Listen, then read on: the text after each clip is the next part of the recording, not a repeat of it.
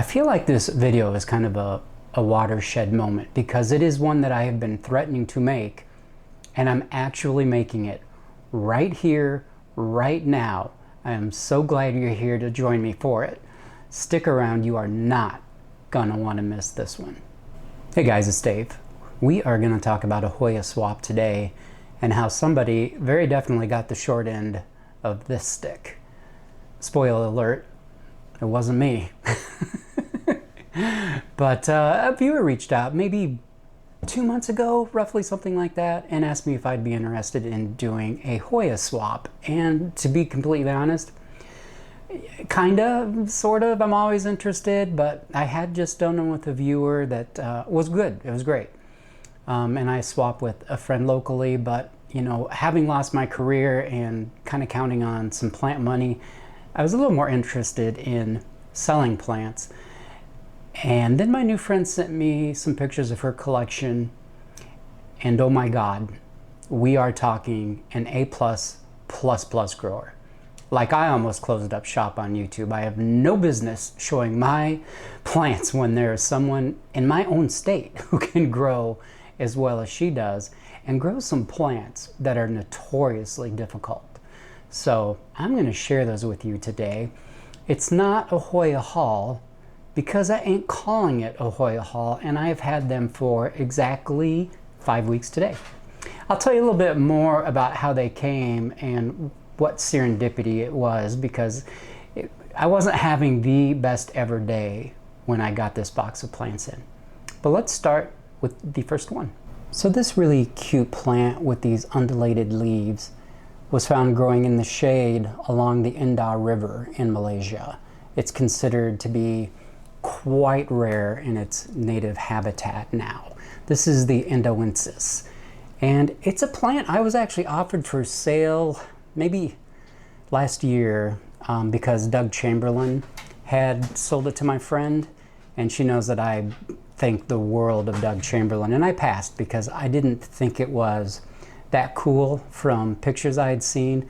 I also knew it had a reputation for being very, very challenging to grow in my conditions and Doug's conditions, which means furnace heat all winter. I struggle with temperature, but in the grow tent, I think I stand a shot. In person, this is a really cute plant. This was included as a freebie in the box for the trade, and I'll get to that in a minute because that's a huge part of the story. It's just absolutely adorable in person. And you know, I am truly a born optimist. I also know that some people really struggle with plants that I find easy. I'm sure you've had this experience too. And then I will struggle with plants or a genus. Let's just randomly pick Scindapsus, for instance, where I can't grow them to save my life. Other people find that the easiest thing in the world to do. So just because Doug had it and had struggled with it doesn't mean I will. But you know, kind of a note on buying plants or cuttings from like really notable people in the hobby, I'm not impressed. I don't care where a plant comes from. If it's well grown or if I'm getting a really healthy cutting, I have to grow it well. There's no magic plant. Nobody on this planet has a magic Hoya, and if you buy it, you're going to grow a magic Hoya. It does not work that way. So the fact that Doug Chamberlain had once owned a piece of the plant that I was offered for sale, not impressed. This really cute and kind of delicate looking plant is the Engleriana. It is found in range from Cambodia, Laos, Vietnam, that area. It is grown in very humid and cool conditions, shrouded in mist most of the time. Doug started his off in semi-hydro and it did absolutely horribly. So he moved it over to kind of a combination of leca on the bottom and then his normal soil mix at that time on top of that, and never lets it dry out. He says that if it's unhappy, these leaves will turn yellow and die off in bunches. So hopefully I won't experience that, but he doesn't recommend this to any beginner level Hoya grower only to people who are up for a challenge. I have seen my friends who, like I said, grows in Iowa. It's spectacularly beautiful. I do not know how she grows it. It looks like she grows it in her living room. This is very well rooted, as I would expect in 5 weeks. Let's see if we can see any roots through the cup. Not really, it's not quite a transparent cup, but it's done well and it has new growth on all 3 vines, if I can hold my hand still enough and stretch out. So I am excited to grow this one. I think it's really, really pretty, and I feel up to the challenge, Doug. I really do. So we'll see how it goes. I might do a December update and this might be nothing but bare stem. I don't know. We'll have to see. I do want to put my thoughts out there about Hoyas that aren't beginner friendly. I do have thoughts, as you can well imagine. I always have thoughts. I will get back to that. This next one, I will just straight up say I absolutely love. I got this one labeled as Panchoy, which is actually its formerly known as name. It has been reclassified as Billabata. It grows in a bushy structure. The leaves are firm and they're soft. They're not suede, they're certainly not pubescent, but it's got a nice sensory feel to it. I really love it. If you give it enough light, it will sunstress kind of a brownish red, very pretty. I have obviously not given it that much light. I've been more concerned about getting all these plants into their new home and rooting well. Like I haven't checked it. I get paranoid. This is rooted in here very strongly in that 5 weeks. And it too is putting off new growth at various nodes and on the growth tip here. Had to take a little break while the road construction cut some steel outside my house. I'm now questioning my choice to wear a green shirt, but it's new, thrifted, and I really like it, so I'm not going to change it. Interesting story on Billabata. There is what you might call the normal Billabata, I guess. That is IML 228, Iris Marie Little. This one is just Billabata. The difference being the IML 228 is more irregular in shape. This one is not. It has been confirmed they're both from the Philippines. They're just from different regions of the Philippines. So move over, Miro. I just dropped a knowledge bomb. Don't move over, Miro. I do not have his intellect or intellectual curiosity. A very, very pretty plant that I'm so excited about. This next one up is another gifted Hoya, and quite frankly, out of the 17 or 18 Hoya I'm going to show you today, I think I picked out 4, but I will get to that. This is the Pirifolia, and really all I know about this, all that really anybody knows about it, is it's from the Yunnan Valley in China. It's a species since 2021. That's about it. It's a very beautiful and, as I said, delicate plant. If it's from Yunnan Valley, China, that tells me that it likes it cool. I welcome that. That means I don't know how many of these that I'm going to add to my collection for cooler weather. Quite a few. Oh, that reminds me, I've got to grab one out of the living room. The challenge can be, how do you get plants like this to bloom? And I will ask my friend if she's bloomed them, because some of these want to be very cool, which I can provide, but they also want to be very humid. It's harder to provide very cool and humid in household conditions. Maybe the tent in the winter. I am growing these in all of the plants I'm showing you from China, except the one I moved to the living room the other day, in the tent. Way too warm for these.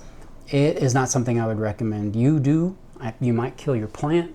It's something that I tried out because I wanted to get them rooting and rooting fast and well. And I'm in there every single day, so I would be able to see if something was turning. So It's, you know, it's just one of those things, like, just please do not do what I do. Don't spend good money and then kill your plant because you grew it like me. That's crazy talk. In fact, don't do anything I do except the substrates. Probably good for almost anybody. Everything else, ignore me, 100%. Another gifted plant that I would not have picked out for myself and that I really love is the Curtisii or Curtisii. You all have seen it a million times. Mine's doing really, really well. I didn't grab it. You know what it looks like. It's just another great plant that I got in this swap. This next plant I'm going to show you was described clear back in 1936. It was published in 2017 by Natalie Simonson and Mikhail Rada. It's the Hoya Kari. And look at these beautiful leaves. The accession number is NS13-064. NS being Natalie Simonson. A really beautiful plant. It gets very cute little leaves. They're like white, pink, a yellow corolla. They're adorable. April from UPT doesn't think they're that special, but I think they're great. Now, 5 weeks ago, I put that in my normal substrate. I changed nothing for this, of course, but you know, when I got some of these really rare Hoya, I'm showing you, I was like, what do I do? What do I do? You do what you do. It's just a Hoya. It works. And in that time, it has put off this new growth. But what a gorgeous plant. Their pubescent leaves, absolutely adorable. Should it be priced ridiculously? I don't know. That's for the market to decide. But I am so glad and grateful that I have this in my collection. And let me put this back where I got it here, and I'll give you my thoughts on growing difficult Hoya. Not that this is one of them. This is a cool grower, a lower light grower, and a lower humidity grower. Check, check, and check. Just a quick note. I'll try to be quick on, you know, these not beginner-friendly Hoya. Those are fewer and far in between than easy to grow Hoya. I will tell you that by and large, and I'm going to burst some Hoya growers' bubbles here, Hoya are easy to grow. This is not a difficult genus. There are exceptions depending on what your conditions are or what conditions you're willing to try to provide. It's that simple. The advantage I have and people who are growing Hoya really well is simply this: practice. It's just practice. And taking the experiences we've learned, good and bad, and applying that to new plants. That's what I'm doing with these, I don't know, 16, 17, 18 plants I'm showing you today, is just taking what I've already learned and transferring it to these new plants. There are tons and tons of Hoya that are just as easy to grow, that are considered more on the collector side. I'm not trying to take the shine off of how special some of these Hoya are, and in terms especially of their flowering, but it just ain't that hard. Now getting them to flower, that might be a different challenge, but that's for a different video. Let's look at something that has been on my mind for a long time to own, and I've just never seen one that I wanted to buy. It was the first item I put on my list of plants to swap. It is the Calistophylla black cat. And would you look at those bleeding veins on this plant? This is a perfect example of a plant that is super cool, beautiful to look at, easy to grow in ambient conditions, affordable, and off the beaten track. This is not something you're going to find at Lowe's, but it's as easy to grow as anything that you will find at Lowe's. Mine came with this awesome little crook, obviously how my friend had it growing, and I'll include a picture of the bloom. It just bloomed, and it lasted, the flowers lasted for several days, but just fell off. And then we have all of this. So, back to dispelling Hoya myths that the roots have to fill the pot up before they'll concentrate on leaves or bloom. This plant, while it's rooting, has grown new leaves. There's one of them, there's another one here, and it bloomed, and it is rooting quite well. I just watered it, so you really won't be able to see through the condensation, I don't think, but of course you can be certain that it's rooting if it's doing all of those other things. So again, one more thing I kind of harp on, it's just a way of me saying take everything with a grain of salt, especially what I tell you, but don't be afraid to buy that cutting or trade for a cutting of a plant that you really like because you think it's going to be 3 years before it does anything for you. It might be, if you're not giving it the conditions that the plant wants. It might be a plant that truly does grow slowly, or it might be more typically of the genus, one that will just start to do its thing all on its own. But again, I don't really keep a wish list, but this is one that I've been keeping my eye on for a long time, and I guess you'd call that a wish list. And I am just thrilled to have such a mature specimen in my collection. I mean, this is just, it is just something else. Might as well bang out another myth buster. I have sold some of you all some Finlaysonii, and when they're small, they're cool and they look great and they're terrific growers. And I took a bunch of cuttings from my substrate challenge video and potted them up, and man, they're doing great. They're all sold except for one I'm keeping for myself. But look what a mature Finlaysonii looks like. Ooh, ho, ho, ho, ho. That's a long boy. That is a cutting. Are you getting a theme about how well I did in this plant swap? Just absolutely gorgeous. And it is putting on a leaf here, and it has put on a new vine, starting with that node there, and it's just putting on this leaf and extending it all the way out here. So I had originally just put it on this little piece of trellis just to get this piece of vine stabilized, and I obviously have got to trellis this now for real. So I will do that when the video is over, since this is a rare case where I have too many plants I want to concentrate on to do potting at the same time, because the video would be an hour and a half long. Who knows, I might make this one 2 parts, because I don't like rapid fire videos at all, just keep pulling plants out one after another after another. I think there's only one plant coming up that there's really nothing to say about it, because almost nothing is known about it. But this is another plant that you can't grow an easier plant. And it's another one, if you're like me, I just like something that's a little bit special. And this one does it for me. I didn't ask for this one. If someone had told me I've got a Finlaysonii to trade you, I wouldn't have cared what cultivar it was. You know, I would have said, no, I've got one I'm growing. I didn't know it was going to be this. Are you kidding me? Yes. I mean, I didn't know it was coming, but whew, come on now. Next up is just the impossibly beautiful Hypoplasia. This was discovered by Schlechter in 1908, and then it was published in 1913. As you can see, it is just incredibly pubescent. These leaves can get to be 6 inches long. It is considered by Doug Chamberlain to be another one that is not beginner friendly. Apparently the leaves can just change their mind on you and drop off like crazy. Once you've had them on there for 3 to 6 months, he says, you're probably safe. So you're probably also looking at a watering issue, according to him. But at any rate, I'm very optimistic. I'm not worried about this at all.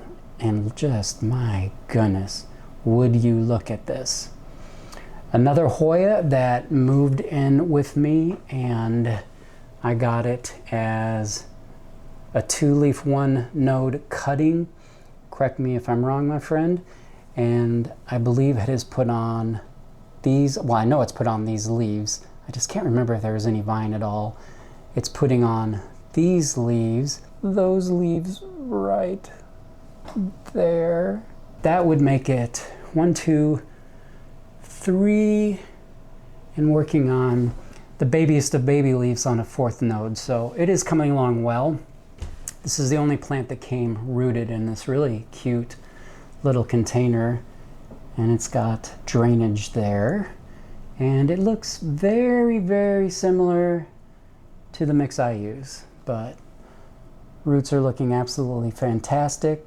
I'm taking very good care of your baby over here on this part of the state. Battery just died, so I'm not exactly sure where we were. I was probably saying something like, I don't want to give away what my favorite Hoya is, so I should probably just put this back now.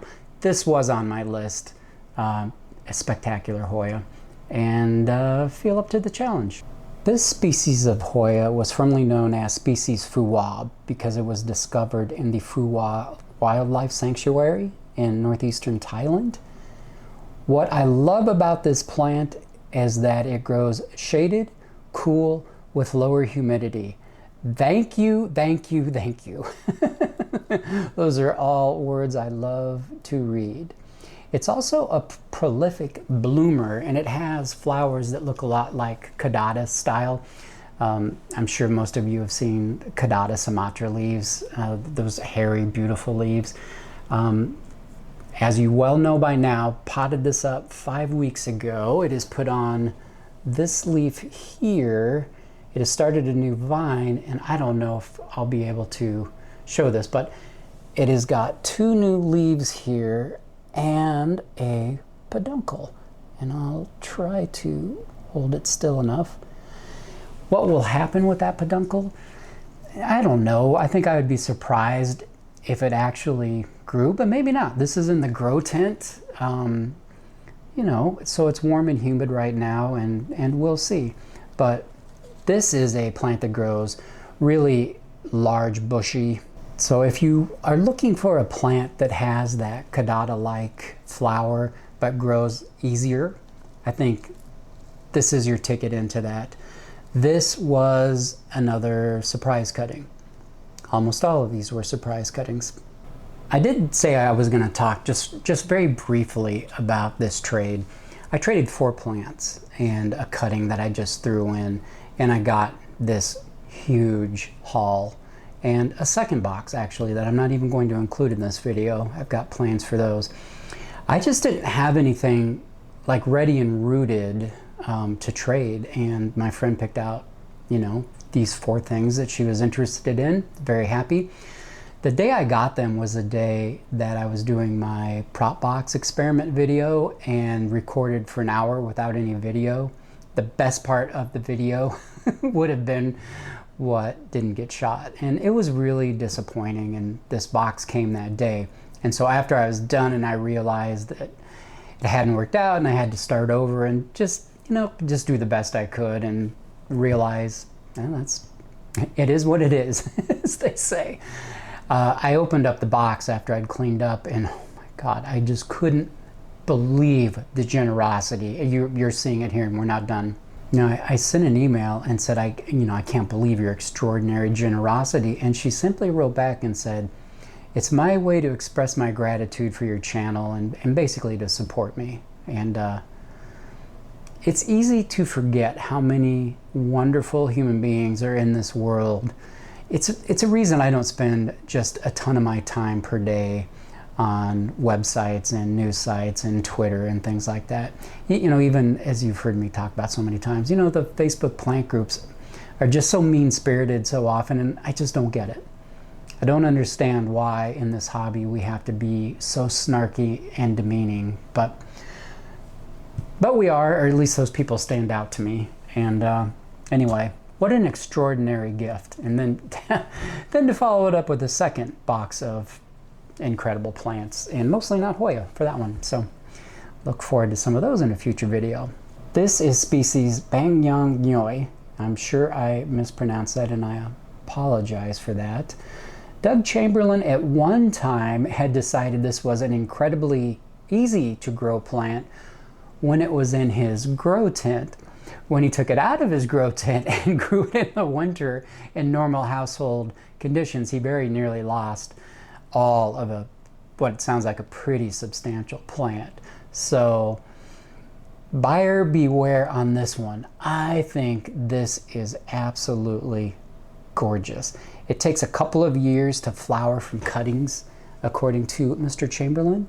So we'll see. This is a pretty mature plant. I'm excited to grow it. I think this is really gorgeous. This scratches my, of course, green leaf plant obsession. Not obsession, preference. It's my preference for the most part. This one is looking really good.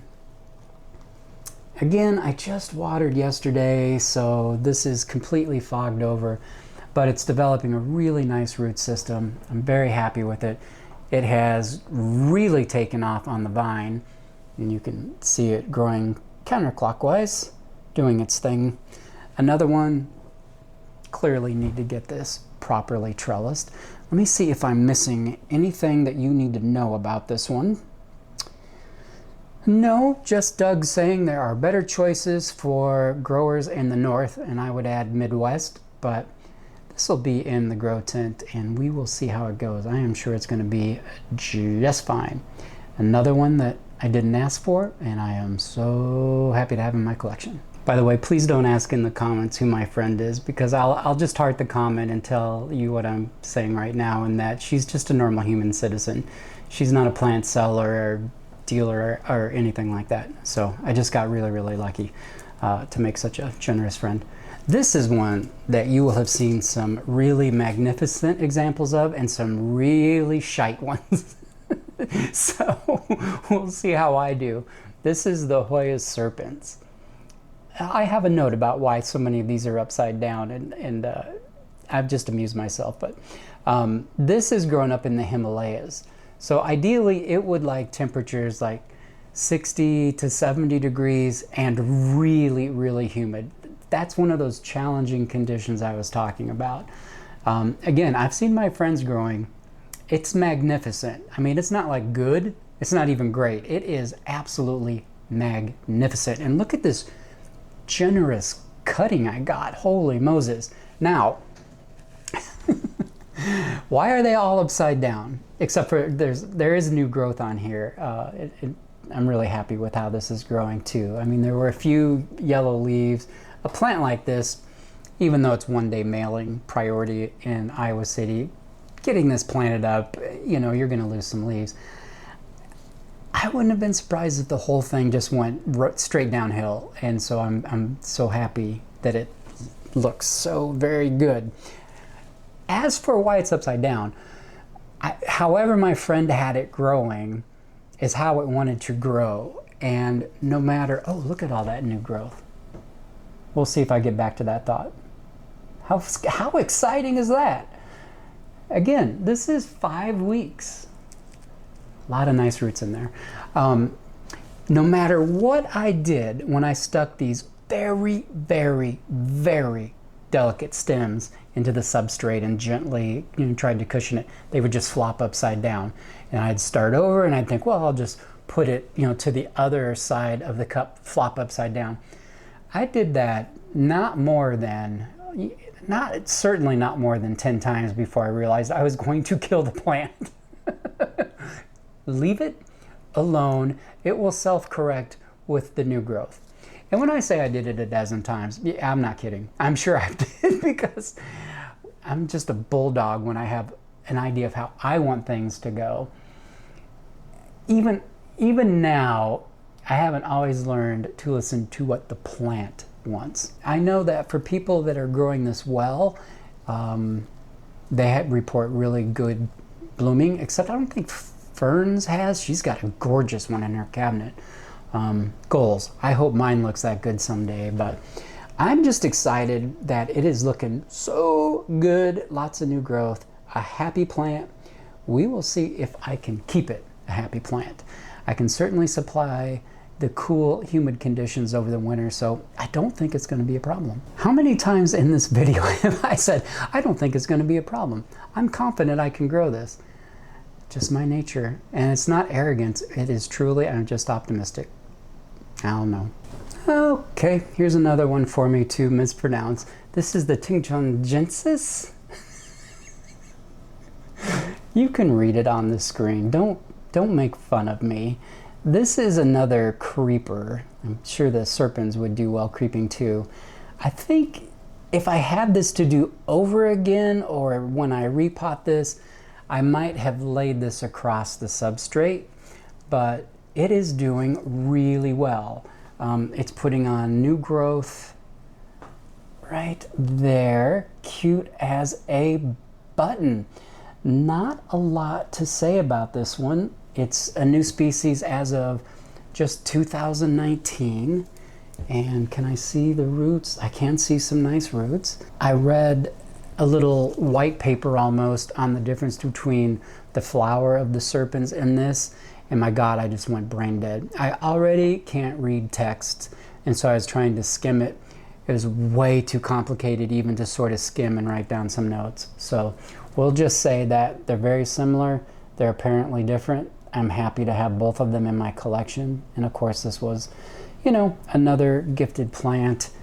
And I may change up how I do this, but it's not going to be right now because it's, I mean, I know you wouldn't look at this and say it's flourishing, but I would, you know, when I see all of this new growth. This is a plant that's happy where it is, in what it's in, so I am going to leave it alone. Okay, so why am I showing a linearis if I wouldn't show the Curtisi? Well, because this is a plant that I did not ask for, that I did not want, and just assumed that I would never own. And that includes seeing Fern's beautiful one in her UFO planter. That looks cool because of how it's grown. I've seen drapes of this in front of windows. I've seen some very magnificent specimens. Never cared at all. And so when I saw that I got this, I was like, oh, well, you know, you can't win them all. I love this plant. I love this plant. You kinda have to see one in person to appreciate it. These beautiful pubescent leaves, it looks so cool in person, and it's growing. And I just stuck some cuttings into the substrate because I'm keeping it so moist right now and it's in the grow tent that what's the difference between that and how I rooted this, as long as I'm going to keep it that moist. So, you know, sometimes it's really nice to get a surprise plant that you think that's just never one I thought I would own. And it truly is one that I just thought, y'all love it, you can keep it. More for you. And it just delights me. It really does. That's all I have to say about this plant. It brings me joy. This really cool plant is actually from the second box I got gifted to me, but I couldn't wait. This is the Burmanica.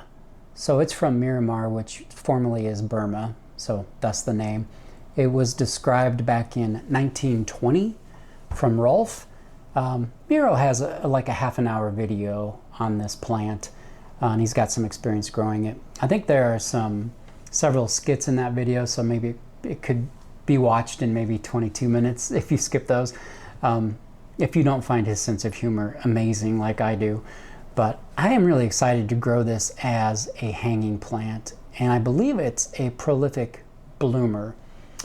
Doug Chamberlain got, and I'm sorry, I always use Doug Chamberlain as an example, but one, he's probably flowered more Hoya than anyone in the States. I would say that's got to be a safe bet. There are pictures on the internet of Hoya that he's the only person who's ever bloomed them. You will only see Vermont Hoya blooms if you search for them. But he's such a great example as a grower. And by the way, this is a guy who was a librarian. He has no botanical training. He bought a pot of Hoya from a big box store 20 some years ago, and that's how he got his start. He did not even know that Hoya bloomed at that time.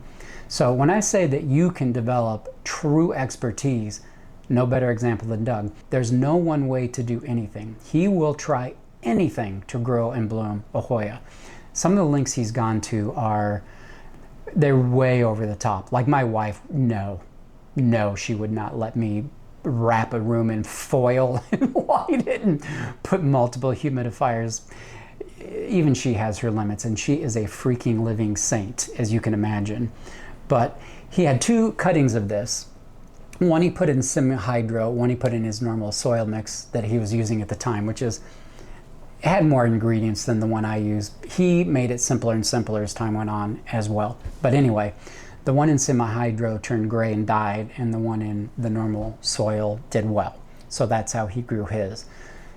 I had a friend of mine who was a research scientist, did something fancy with the brain, but he would call that a study of one. So one person experimented with one thing and got that one result. That's not to say that that will be someone else's experience. So like the Leca Queen may have amazing success growing one of these in semi-hydro, but I don't use semi-hydro. I use what's worked for me for a long time. Super excited to grow this plant. This next one is, depending on where you read it in his paragraph, it's either a top 10 Doug Chamberlain favorite or a top 5. On his video, I believe he calls it a top 10. He calls it a top 10 and a top 5 on his website. This is the Kanya Kumariana. This is from India. Look at those cute leaves. Oh my God. It's another, of course, another gifted plant, and just a beauty. It stays pretty small. It's noted to be a relatively slow grower and a prolific bloomer. I have a couple of live vines. I've got one that's very clearly not alive up there. This one's not doing well. And what I would do on this is the same thing I've done on those really small leaved Hoyas that kind of had the ends die off. I will just cut it back. I'll cut it back to here, and I will prop this. I will cut this one back and sacrifice that. There's no saving it. I could, if the internodal spacing on this one is too far, or I don't think anything's happening, which is not the case, I would cut that back. Same with this one. This one looks, these look good. So I would leave those alone. These are gonna get chopped back. Just a really pretty leaf. So I like this. I like how it's growing kind of wild. I like that it'll stay sort of small, but if it's gonna throw vines all over the place, I don't know if you would call it small, but I don't know. I'm excited to grow this one, as I am all of them. I want to give just a quick rundown on surprises and favorites out of this haul. It won't take long. I won't bring it out again. Biggest surprise is obviously Linearis. I didn't even expect to like it, let alone really like it. So runner-up is going to be the Billabata. I really think this is cute, and I can't wait to grow this one up into a big plant. Living up to the hype is going to be the Kari for me. This is a really beautiful plant, and I hope on camera it comes across. It probably won't, but this is a lovely, lovely Hoya. I would be happy if this was the only plant I got in the trade. Are dual gold medalists even a thing? Well, it is today at Sober Plant Guy's house. Black Cat, obviously. I have wanted one of these for so long. I've never even seen a specimen that I wanted to own, let alone a specimen of this quality and maturity. This thing is absolutely spectacular. And then dual gold medal. This won't surprise you at all. That's the Hypoplasia. It is just opulent in its beauty. So gorgeous. It is just absolutely stunning. In person, this thing, you know, as far as plants go, as much as you can say something's breathtaking, this is breathtaking. I can't believe it's in my collection. I cannot thank my friend enough for this and these many other plants. Thank you so much. It's been such a pleasure getting to know you. And for the rest of you viewers, thank you so much for tuning in. Next video almost certainly is going to be my tent video. It's just 100 degrees right now, and I had to pull the blackout curtain in that room, but I want to clean it. I want to redo a couple of things, and I want to get that done this week. So fingers crossed, that's what you're going to see next. But whichever video it is, I want to see you there again real soon, okay? Bye-bye.